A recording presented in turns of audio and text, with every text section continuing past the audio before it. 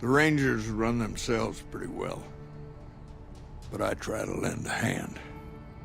Mostly administrative work, helping coordinate intel on the radio.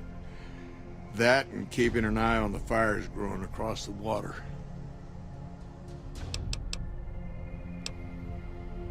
Legion fires. They burn high wherever the Legion goes. Caesar's a hard man to figure out, but he always wants you to know when more troops are at your front door. Shoot. The best of the best, and worst of the worst. He came out of NCR, one of the followers of the apocalypse.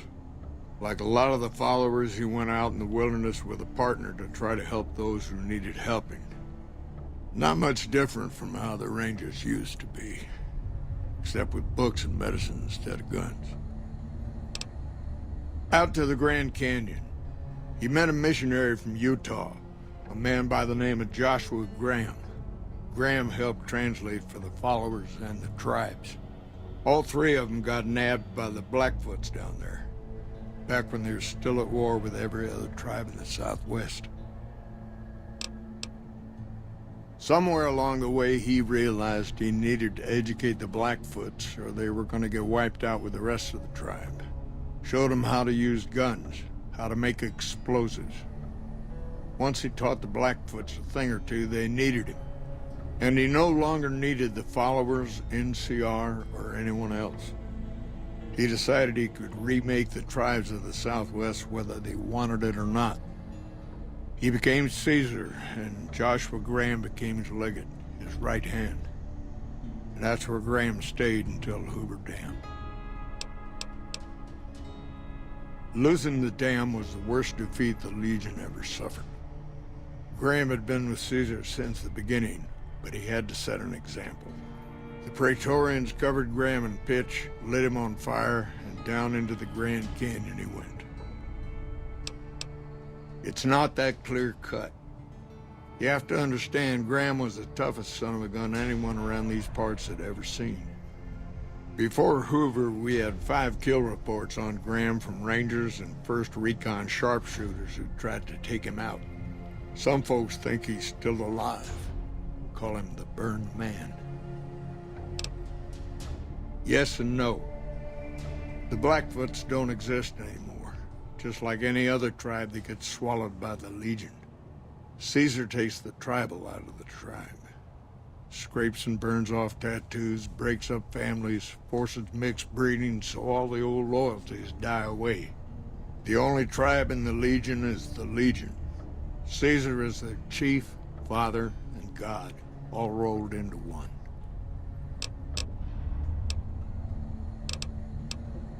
It's no secret we've had better campaigns. Holding this whole length of river isn't easy. We're stretched thin and the long 15 just keeps getting longer. Slow to get supplies, slower to get reinforcements. NCR's Senate has got funds tied up at the boneyard. And President Kimball ordered our most experienced rangers to chase ghosts down at Baja. Senate elections are coming up. Local representatives don't want to push any more funding to the Mojave campaign because it's unpopular. Most of the folks around the boneyard haven't been to New Vegas and probably never will. All they know is that their money gets sucked away to this desert and their brothers, sisters, sons, and daughters die here. It's complicated. Goes way back. I told President Kimball that we need more rangers here. He accepted that, but took the most experienced ones and sent them south. Patrol rangers are good men and women, but we're about to fight a war. You've seen it yourself. Some of them don't even have proper service rifles or armor.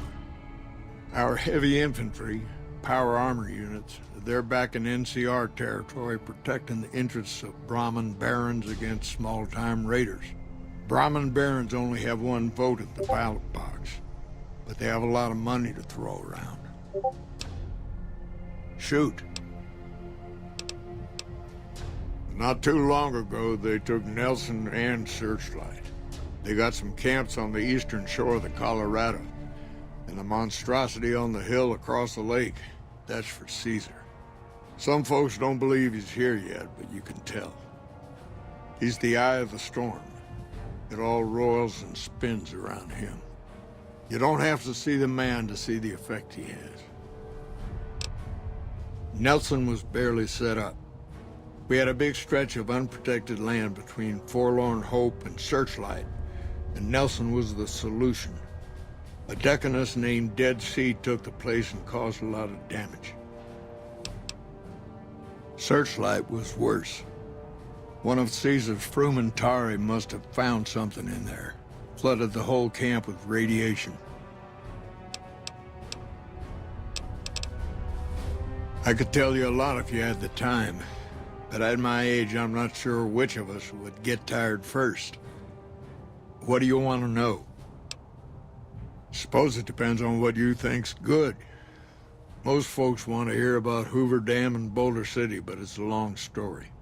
If you want some tall tales about hunting down slavers or busting up gangs, talk to one of the younger rangers. It's kind of a long one, but all right. About 25 years ago, a group of NCR settlers pushed way south into Baja. I guess it doesn't seem so far now if you look at a map, but back then they were out of ways. They built this little shanty town around a well in the middle of nowhere. Called it Rattletail. Word got back to one of our stations that raiders had been attacking the place. I went out with 6 rangers. We must have been on the trail for a week before we got to Rattletail. We lost one woman to night stalkers and another almost died of dehydration. When we reached the place, it's 6 shacks set up around an old well.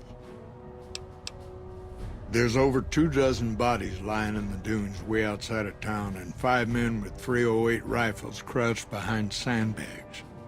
And these bodies, these people out in the sand, they aren't raiders, aren't even heavily armed. They're just people who were trying to get to the only well in 50 miles. I didn't have to talk to the men to see that they did not care one bit. They had planted an NCR flag over the well, and they would not budge until every last one of them was laid out dead and cold. So I walked up and told them there was a group of raiders coming, 100 strong. I made up some cockamamie name for them and everything. The men looked at each other, looked at us, and asked me what we were going to do about it. I told them we would take them back into NCR territory because we'd already lost 10 rangers on the way out. 10 rangers, 5 men with .308 rifles. Well, that was enough for them. They packed up what they could and we took them back north. Last I heard, they settled somewhere in Anza Borrego. Raised bighorners. Had some tough times, but it worked out okay for them. So there you go. That's my one bit of good. In big battles, Caesar deploys his legionaries in waves. Recruits up front, prime soldiers behind the recruits, old guard bringing up the rear. Opponents wear themselves out dealing with the first 2 waves, if they survive that long. When the veterans step up, there's not much fight left. Caesar can adapt, though, and when required, he can run any mix of legionaries as skirmishers and still retain order in the ranks. Joshua Graham, Caesar's old legate, he wasn't so flexible. When the Legion attacked Hoover Dam, General Oliver ordered his troopers back to the middle ground just after first contact. Graham pushed all of the legionaries onto the dam, filling the east side with recruits up front and veterans in the back, by the book. But once they were in, they were stuck there. Oliver's troopers were entrenched and wouldn't give a foot. That's when we ordered the Rangers and the 1st Recon sharpshooters to start picking off veteran Legion officers from a high ridge west of the dam. That only lasted about a minute before Graham ordered the back ranks to push through to the front and rush the ridge. Caused total chaos among the younger legionaries. Oliver's troopers fell back to the side walkways and stayed out of the veterans' way. By the time the veterans got to the ridge, we were already in Boulder City. They followed us down there, but we were out before they realized what was happening. We'd packed the old city with C4 and dynamite. Crude, but it did the job. Those who didn't die in the blast were in no position to mount a defense. The ones left on the dam didn't know what to do. The troopers routed them. Graham pulled the remaining legionaries back, but the battle was over. He went south, back to the Grand Canyon, back to Caesar. And that was the last we saw or heard from Joshua Graham. Shoot. Interesting that she would wrangle someone else into sorting out the problem. But I suppose you're in the right place. A lot of intel comes through here. I don't know Technical Sergeant Reyes, but coordinating intel can be messy sometimes. Things get mixed up, people get confused. Heck, I get confused, and I've been doing this for a long time now. What he or she sees as a problem might be standard operating procedure. That's not to say Reyes is wrong for being concerned, but it's easy for the sand to get in your eyes out here. Well, the logical thing to do is to check with the patrol rangers and comm officers. Don't be too discouraged if some things don't match up.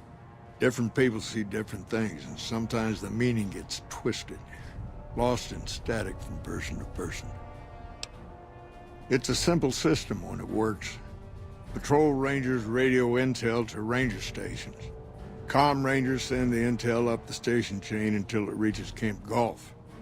Then I or one of the other rangers on duty organize the data, evaluate it, and send information to camps or troopers in the field. Comm rangers might have an incomplete picture of the situation. There's a lot going on out there. Intel needs to be coordinated through Gulf so we can verify and advise appropriately. Troopers have enough to deal with. We don't want them questioning their intel.